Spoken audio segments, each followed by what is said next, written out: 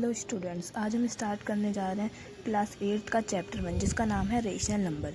Rational number वो होते हैं जिन्हें हम p/q की फॉर्म में लिख सकते हैं, लेकिन q जो है वो 0 के इक्वल नहीं होना चाहिए। उसके बाद इसमें हम थोड़ा नेचुरल नंबर के बारे में समझते हैं। नेचुरल नंबर वो होते हैं जो 1 से स्टार्ट होते हैं और इन्फिनिटी तक जाते हैं।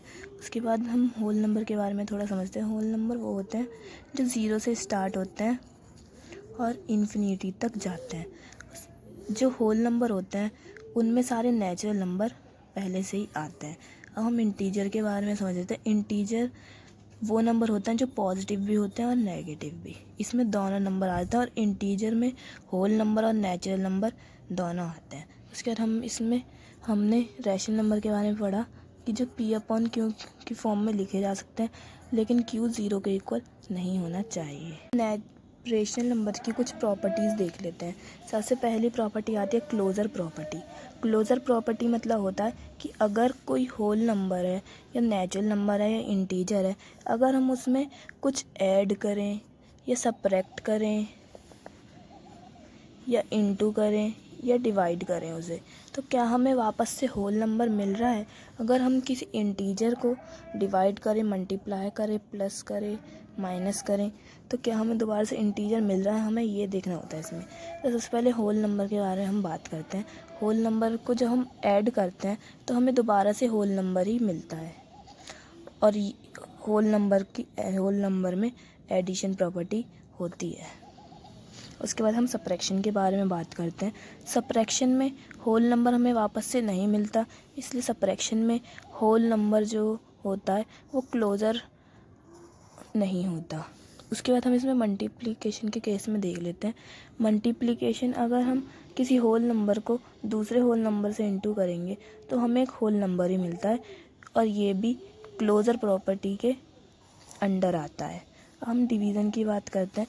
होल नंबर को अगर हम होल नंबर से डिवाइड मिलता है तो हमें एक रेशनल नंबर भी मिल सकता है, इसलिए डिवीज़न में भी क्लोज़र प्रॉपर्टी नहीं होती।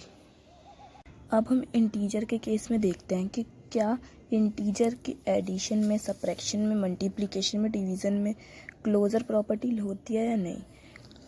इंटीजर को हम इंटीजर से ऐड या फिर ऐड करते हैं या सब्ट्रैक्ट करें तो हमें इंटीजर ही मिलता है और इंटीजर जो होता है वो क्लोज़र प्रॉपर्टी के अंडर आता है। ऐसे ही अगर हम इंटीजर को सब्ट्रैक्ट करें तो भी हमें एक इंटीजर ही मिलता है, चाहे वो प्लस के केस में हो चाहे माइनस के केस में हो, तो इंटीजर में भी क्लोज़र प्रॉपर्टी होती है। अब हम मल्टीप्लिकेशन के केस में देख लेते हैं। अगर हम किसी इंटीजर को दूसरे इंटीजर से मल्टीप्लाई करें तो हमें एक इंटीजर ही मिलता है और इंटीजर के केस में भी क्लोज़र प्रॉपर्टी मल्टीप्लिकेशन में लगती है।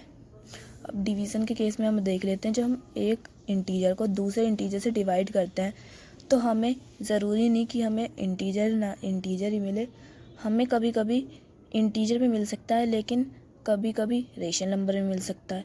तो इसलिए इंटीजर जो होती है वो क्लोज़र नहीं होती डिवीज़न के केस में। जैसा कि हमने पहले देखा कि रेशनल नंबर वो होते हैं जिन्हें हम p/q की फॉर्म में लिख सकते हैं और p और q उसमें इंटीजर होते हैं और q इक्वल 0 के इक्वल नहीं होना चाहिए। अब हम देखते हैं कि क्या रेशनल नंबर में क्लोज़र प्रॉपर्टी लगती है। अगर हम एडिशन के केस में देखते हैं तो अगर हम एक रेशनल नंबर को दूसरे रेशनल नंबर से ऐड करें तो हमें एक रेशनल नंबर ही मिलता है। ऐसे ही अगर हम सब्ट्रैक्शन के केस में देखें, अगर एक रेशनल नंबर को दूसरे रेशनल नंबर से सब्ट्रैक्ट करें तो हमें एक रेशनल नंबर ही मिलता है। अब हम मल्टीप्लिकेशन के केस में देख लेते हैं।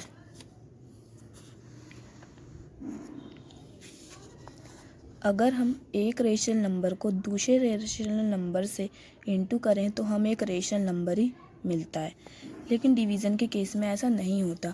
अगर हम एक रेशनल नंबर को दूसरे रेशनल नंबर से डिवाइड करें तो ये हमेशा नहीं होता कि हमें एक रेशनल नंबर ही मिले, कभी हमें इंटीजर भी मिल सकता है, कभी हमें कोई दूसरा नंबर भी मिल सकता है।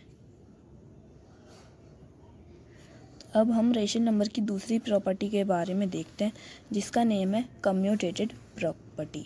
इसमें हम देखेंगे कि एडिशन, सब्ट्रैक्शन, मल्टीप्लिकेशन, डिवीज़न के केस में अगर दो नंबर हैं, हम मानते हैं कि अगर ए और बी दो नंबर हैं, अगर हमें उन्हें ऐड करेंगे तो ए बी कुछ हमें मिलेगा, और अगर हमें बी प्लस ए को अगर ऐड करेंगे तो क्या हमें फिर से वही नंबर मिलेगा?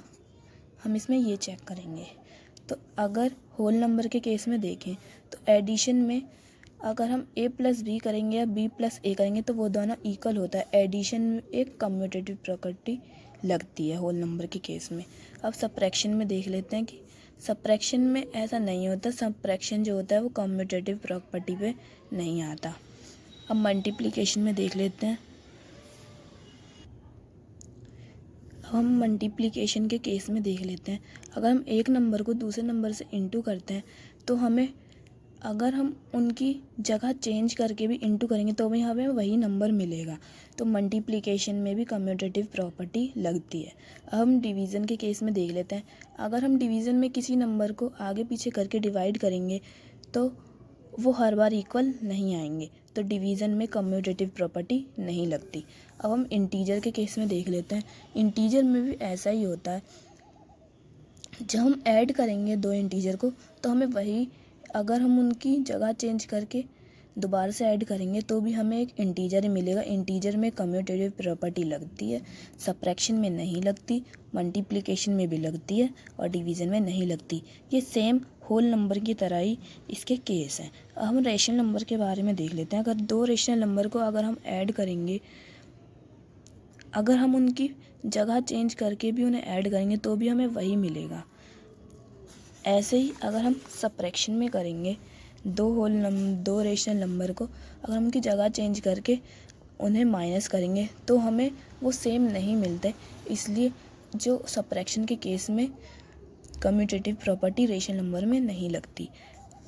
हम मल्टीप्लिकेशन के केस में देख लेते हैं। जब दो रेशनल नंबर की जगह चेंज करके जब हम इंटू करेंगे तो हमें वही नंबर सेम मिलता है। मल्टीप्लिकेशन के केस में कम्यूटेटिव प्रॉपर्टी लगती है और डिवीज़न के केस में नहीं लगती। ये सेम होल नंबर और इंटीजर की तरह ही है रेशनल नंबर में भी। अब हम थर्ड प्रॉपर्टी देखते हैं रेशनल नंबर की, एसोसिएटिव। इसमें हमें कोई तीन नंबर गिवन दिए जाएंगे। अब हमें उसमें चेक करना है कि क्या हम किन्हीं दो नंबर को पहले प्लस करें या माइनस करें या इंटू करें, फिर तीसरे नंबर से उसको प्लस करें, माइनस करें या इंटू करें, क्या हमें सेम नंबर मिलते हैं या नहीं। ऐसे ही अब हम इसमें सबसे पहले होल नंबर के बारे में देखेंगे।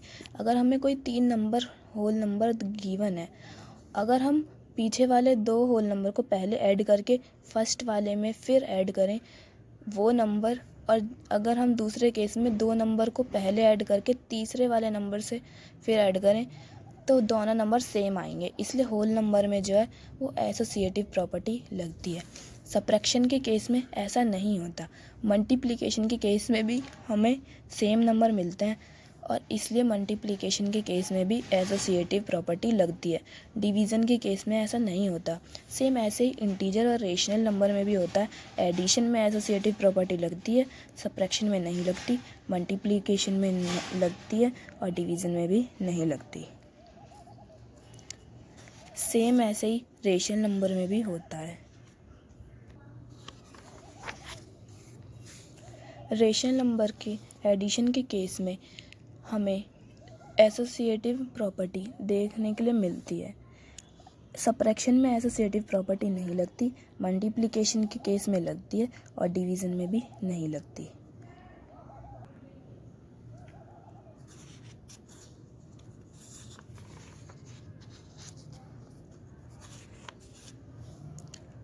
अब हमें इसमें आगे पढ़ना है।